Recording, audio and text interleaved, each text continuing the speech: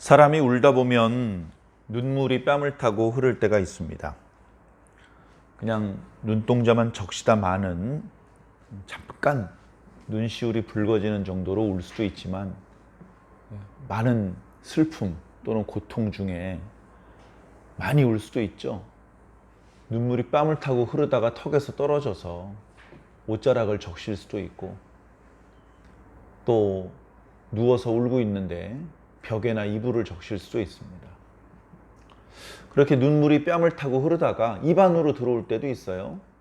그때 깨닫습니다. 눈물이 좀 찝찝하네. 그러면 눈물에 약간 그 염분이 있다는 뜻인가? 자, 그러면 정확한 것을 알려면 눈물을 채취를 해서 그걸 이제 분석을 하면 되겠죠, 화학적으로. 그랬더니 염분이 있더라, 나트륨이 있더라, 또 그 밖에 아주 미량의 미네랄이 있더라, 이런 것들을 이제 알아낼 수 있을 텐데, 자, 눈물의 성분이 무엇인지 알아내는 것이 중요할까요? 눈물의 양이 많아서 그것으로 뭐 소금을 만들어서 음식에 사용되는 식재료로 쓸 수 있을까요? 아니면 고통으로 우는 눈물과 슬픔으로 우는 눈물의 성분 차이를 비교해서 뭘 할 수 있을까요? 자, 누가 지금 울고 있어요, 옆에서. 그런데 쫓아가서 눈물 채취해가지고 그걸로 뭐 분석하고, 그리고 울고 있는 사람은 어떻게 됩니까? 계속 울어도 됩니까? 그래서 제가 학교 다닐 때 그랬던 기억이 나요. 과학적인 기술로 그 눈물의 성분을 분석할 수 있지만 아무도 그거 하지 않는다. 아무도 그 기술로는 그런 일을 하지 않는다. 누가 울고 있으면 가서 등을 두드려주고 손을 잡아주고 눈물을 닦아줘야지. 따뜻하게 안아줘야지. 그 눈물 그거 시험관에 채취해가지고 그거 뭐 하겠다는 거냐. 그렇게 말씀하셨던 기억이 나요. 어린 나이에 그게 무슨 말씀인지 이해가 잘 안 됐었는데, 나이가 드니까 조금 그런 것들이 공감이 되고, 아주 오래된 옛날인데 제가 아마 중학생쯤 됐을 때 그때 있었던 일이었던 것 같은데, 그때 그 장면이 지금 선명하게 떠오릅니다. 지금 누가 울고 있는데 왜 우는지 그것도 알아내서 문제를 원인부터 해결하면 좋겠지만, 일단 울고 있으면 위로해줘야죠. 위로해줘야죠. 우리가 그런 정도의 정서마저 혹시 메말라 있는 것은 아닌가. 사람이 옆에서 다쳤는데 그냥 자기 아무렇지도 않게 자기 가던 길 갈 수 있고, 그냥 나 급하니까 하면서 자기 볼 일 볼 수 있나? 누가 다쳤으면 그걸 목격한 모든 사람이 동작 그만 하던 일을 멈추고 그 다친 사람을 도와줘야죠.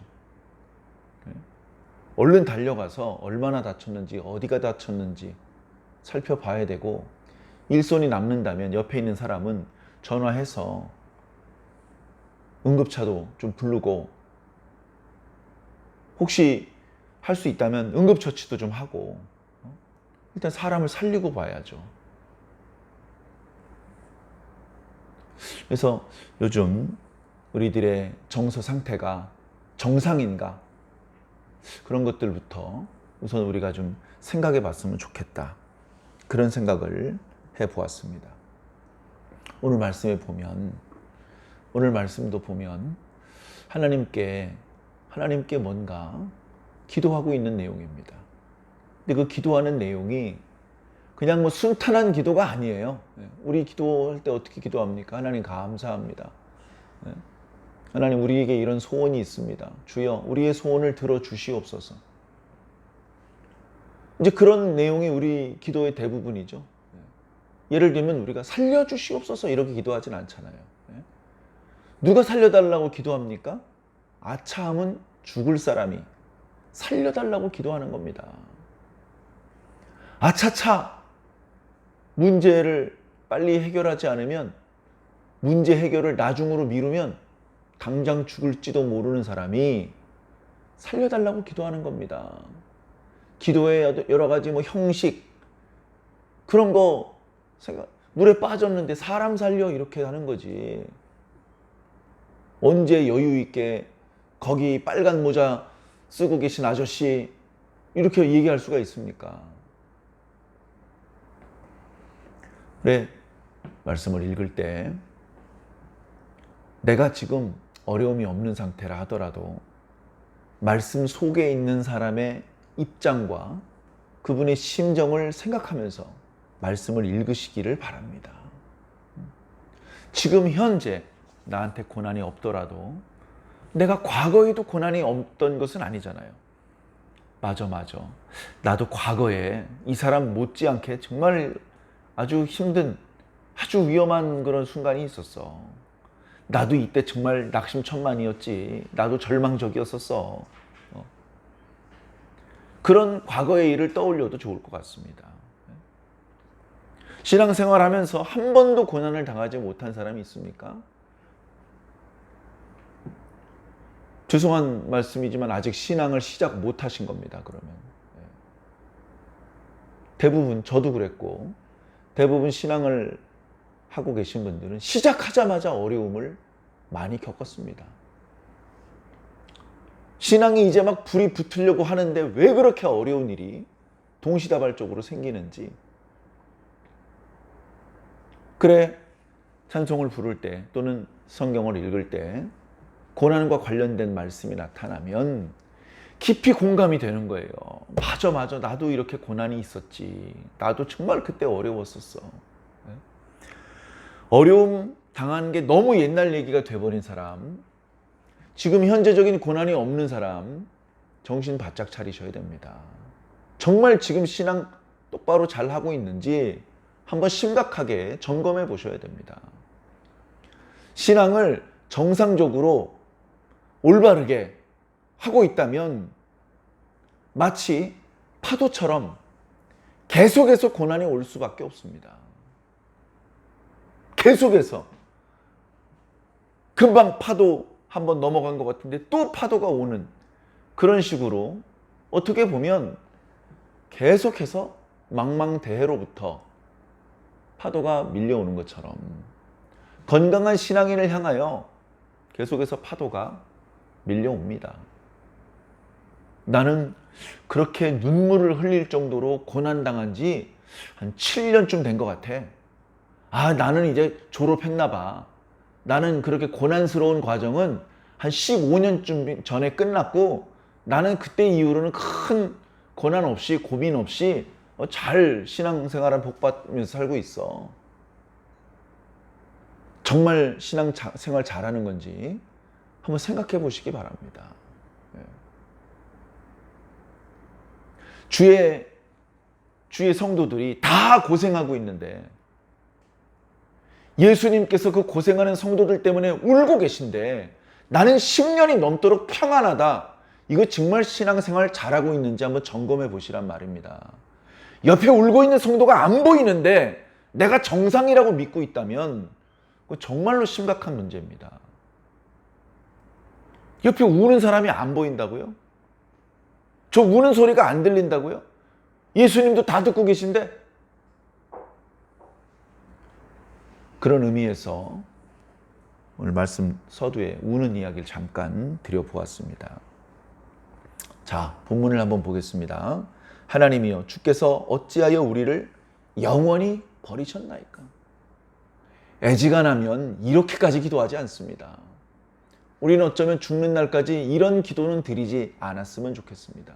이런 식의 기도를 드려야 할 정도로 너무나 심각한 문제를 만나지 않기를 저는 간절히 소망합니다. 제가 목사지만 대한민국에서 가장 믿음이 약한 목사입니다. 어쩌면 대한민국에서 가장 믿음이 약한 신앙인인지도 모르겠습니다. 저는 제가 감당하지 못하는 어려움 같은 거 만나지 않게 해달라고 벌써 수십 년째 기도하고 있습니다. 그런데 오늘 시편의 이 시인은 감당할 수 없는 일을 지금 경험하고 있는 것 같습니다. 뒤에 말씀을 읽어보면 그것은 성전이 파괴되는 것입니다. 자, 성전이 2번 파괴되었습니다. 처음에 파괴된 성전은 솔로몬 성전입니다. 남왕국 유다가 멸망할 때, 바벨론 왕 느부갓네살이 3번째 침공했을 때, 기원전 586년에 성전이 파괴됐습니다. 솔로몬이 화려하게 성전을 건축했었고, 그 성전의 내부에 나무가 보이지 않도록 금으로 다 입혔습니다. 그런데 그 금은 수도 없이 많은 외세의 침략에 약탈당하고 또는 이방 나라에 뇌물로 갖다 주기 위해서 다 벗겨갔습니다. 이제 더 약탈할 것도 없는 성전, 그 성전을 그나마 바벨론 왕 느부갓네살이 무너뜨렸습니다. 불이 붙는 건 불태워 없앴고 불이 타지 않는 건 넘어뜨려서 허물어 버렸습니다. 그걸 유다 사람들이 두 눈으로 봅니다. 그것은 우리가 친부모님이 돌아가는 것을 두 눈으로 보는 것보다 어쩌면 유대인들에게는 더 큰 충격이었을 겁니다. 감당할 수 없는 충격이었을 겁니다. 그래서 이렇게 기도하는 겁니다. 하나님, 왜 우리를 버리십니까? 하나님, 왜 우리를 영원히 버리십니까? 성전이 무너진다는 것은 하나님께서 유다 백성들을 영원히 버리신다는 뜻이기 때문에 그렇습니다. 감당할 수 있는 그런 고통이 아닙니다. 그 성전은 후대에 스룹바벨에 의해서 재건되기 시작을 했습니다. 무척 초라했죠. 그리고 그 스룹바벨 성전은 무너뜨려지지는 않았지만 너무나 초라했기 때문에 수백 년 후에 헤롯에 의해서 다시 깨끗하게 그리고 규모 있게 중건되었습니다. 그런데 중건된 지 얼마 안 돼서 로마군에 의해서 또다시 허물어졌습니다. 불타고 파괴되었습니다. 그때 파괴된 예루살렘 성전은 아직도 재건되지 못하고 있습니다. 성전 본 건물도 아니고 성전 외곽에 있었던 그 모퉁이 벽 하나가 남아서 오늘날 통곡의 벽이라고 이름 붙여져 있습니다. 그리고 어쩌면 성전이 있었을 법한 자리에는 무슬림들의 황금돔을 자랑하는 모스크가 세워져 있습니다. 그걸 볼 때마다 유대인들은 가슴이 미어질 것입니다. 하나님, 주께서 어찌하여 우리를 영원히 버리시나이까? 하나님이 할 말이 없을까요? 이 질문에 하나님께서 대답할 말이 없을까요? 아마 이렇게 대답하고 싶으셨을 겁니다. 니들이 먼저 날 버렸잖아. 그런데 하나님께서는 그렇게 대답하지 않으십니다. 왜냐하면 하나님을 버린 놈들은 이렇게 물어보지도 않아요.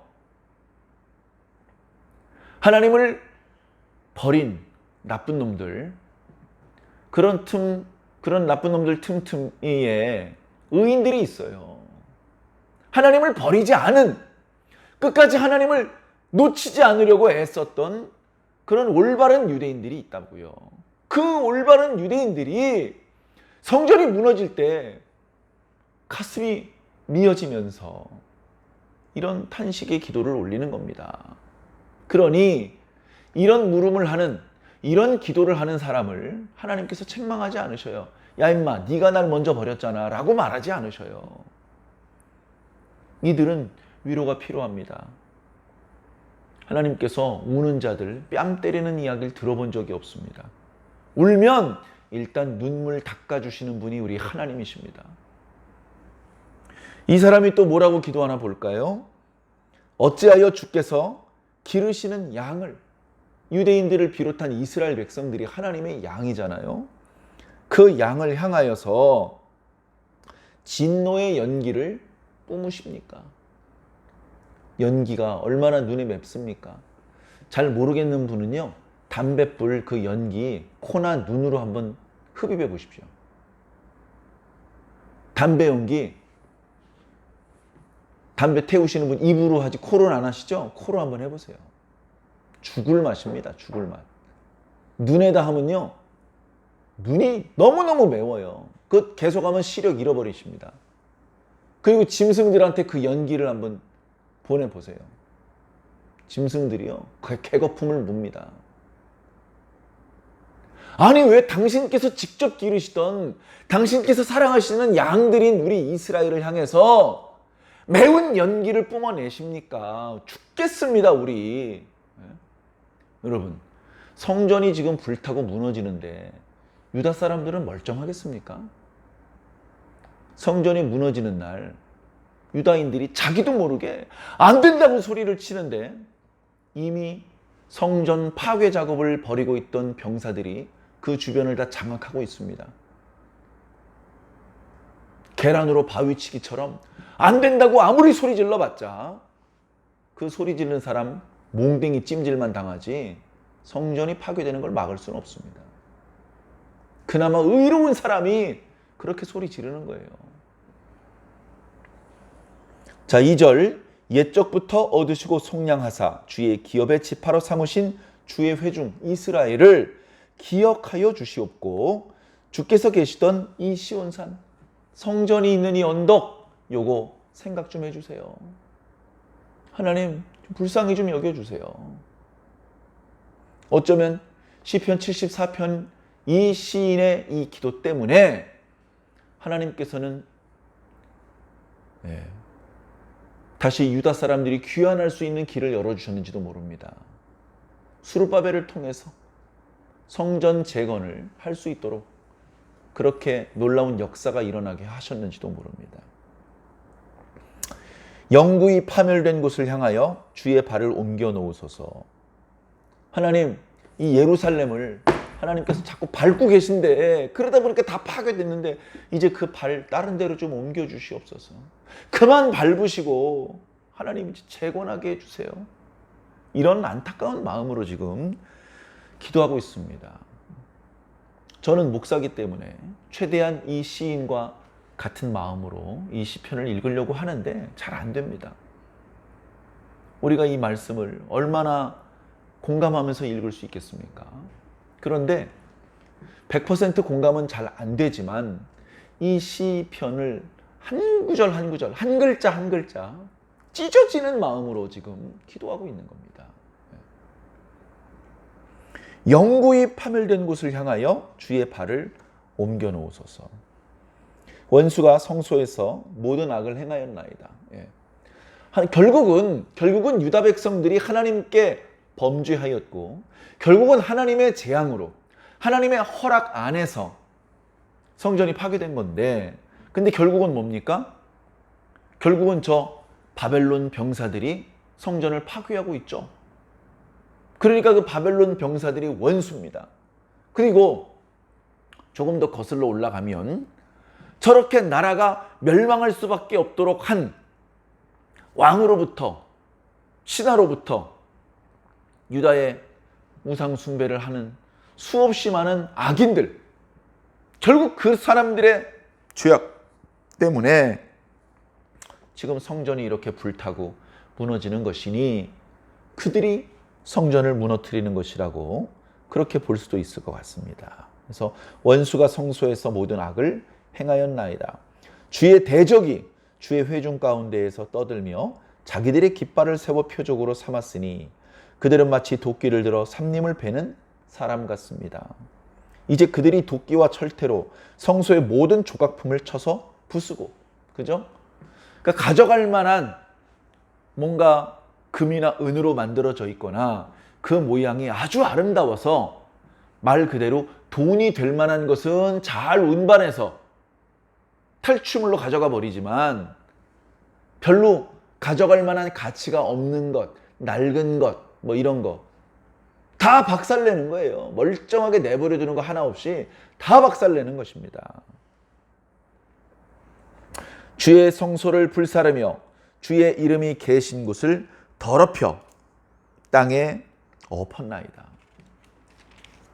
그 모습을 바라보는 것이 쉽지 않습니다.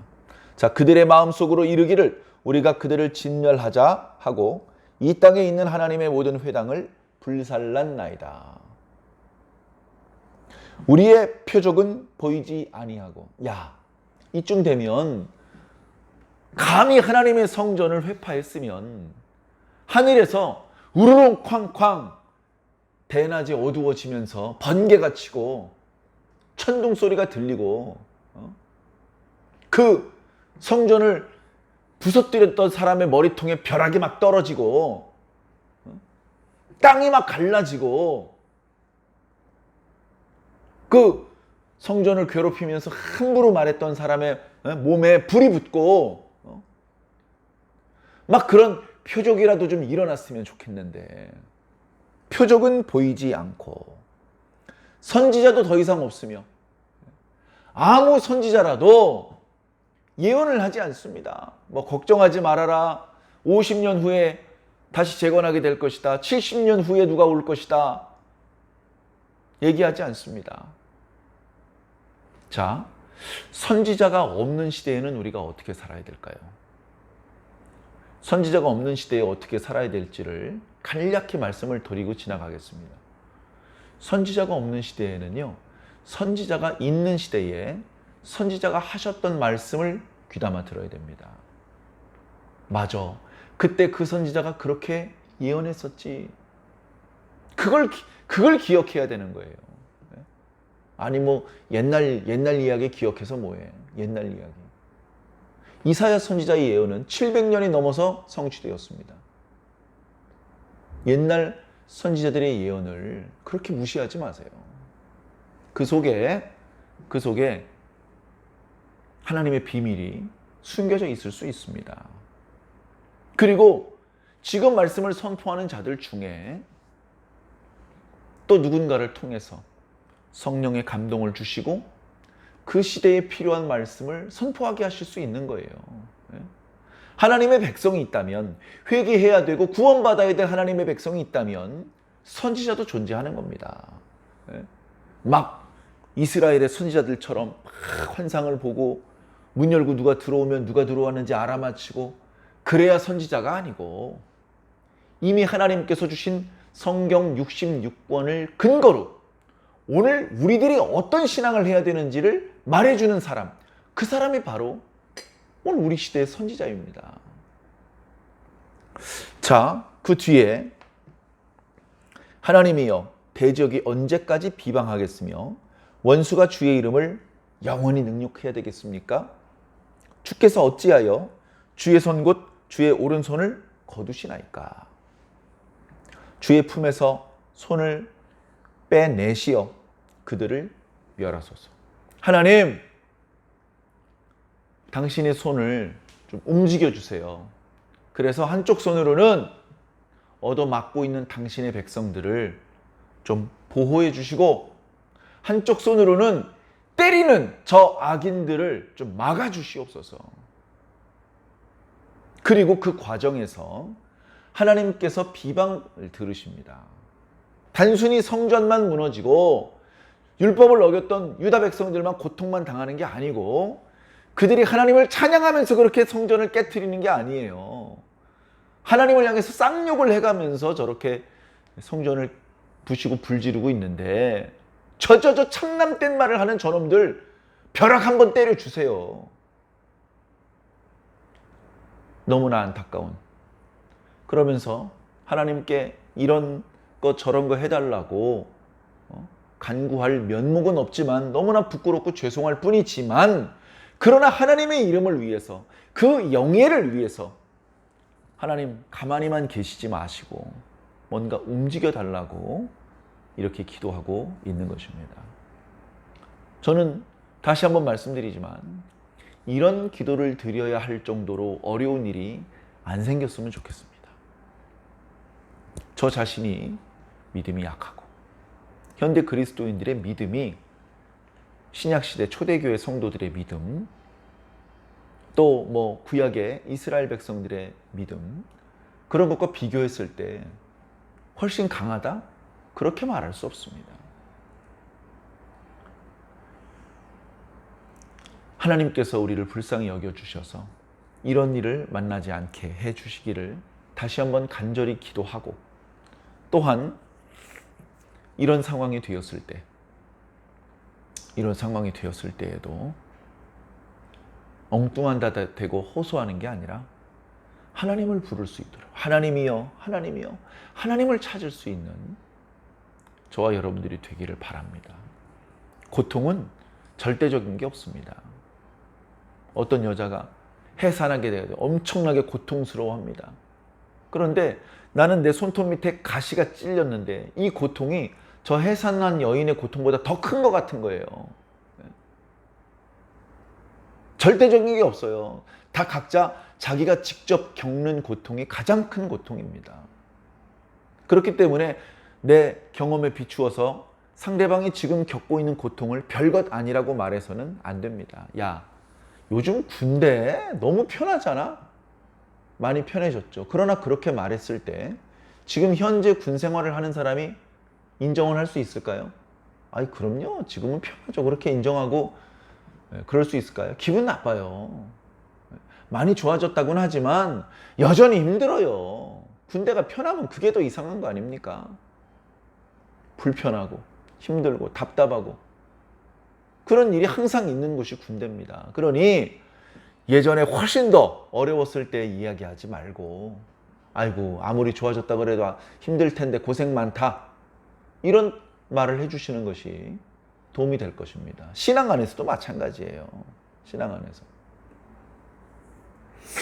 사랑하는 성도 여러분, 옆에서 누가 울고 있으면 모른 척하지 않으시기 바랍니다. 누가 웃고 있어도, 그죠? 웃고 있어도 우리 따라서 웃잖아요. 왜 웃어? 무슨 일이야? 무슨 일인지도 모르면서 같이 웃기 시작하는 게 우리 사람의 어떤 그 공감 능력 아닙니까? 옆에서 울고 있는데 못 본 체하고 그러시면 안 되는 것이죠. 또는 옆에서 좀 통증 가운데 고통스러워 하는데 옆에서 춤추고 웃을 수 있습니까? 우리가 하나님의 백성이 되었다는 것은 가장 인간적인, 가장 정상적인 인간이 된다는 뜻입니다. 처음에 하나님께서 사람을 만드셨죠. 완전한 정상적인 최고 품질로 만드셨습니다. 그런데 죄를 지으면서 고장나기 시작했습니다. 그 본래적인 기능을 잃어버리기 시작을 했습니다. 아담 이후로 정상적인 인간을 만나보기 정말 어려워졌습니다. 중간중간에 무드셀라, 노아, 에녹, 또 뭐 아브라함, 다윗, 그래도 조금 정상에 가까운 그런 사람들을 우리가 성경을 통해서 만나지만 온전한 정상이라고 보기는 어렵습니다. 온전한 정상이라고 말할 수 있는 분은 예수 그리스도. 우리가 예수님을 믿으면서 예수님을 닮아간다는 것은 그저 예수님이라고 하는 어떤 독특한 특별한 개인을 닮아간다는 의미보다 정상적인 인간, 범죄하기 이전에, 타락하기 이전에 그 인간의 상태로 돌아가는 것을 말합니다. 그 타락하기 전에 인간은 눈물이 메마른 인간이 아니었어요. 화내야 될 때 화낼 줄 알고, 기쁠 때 기뻐할 줄 알고, 슬플 때 슬퍼할 줄 아는 것이, 그것이 건강한 인간인 것입니다. 오늘 이 말씀에 거울 앞에 스스로를 세워 놓으시고 혹여 부족한 부분이 있다면 반성하는 마음으로 하나님께 기도하시기 바랍니다. 하나님, 보니까 제가 이렇게 많이 부족합니다. 밖에서는 어른이고 어디 가면 대표인데 하나님, 말씀 앞에 서니까 너무나도 작고 초라하고 이렇게 부족한 게 많습니다. 하나님이 부족한 거 어디 다른 데 가서 채울 수가 없습니다. 하나님께서 채워주세요. 하나님 불쌍히 여겨주시고 이 부족한 부분을 하나님께서 좀 채워주세요. 날마다 주님처럼 온전한 모습으로 나아가게 하여 주시옵소서. 그렇게 기도하시길 바랍니다. 그렇게 성장하며 성숙하며 주님의 기쁨이 되시기를 예수님 이름으로 간절히 축원합니다.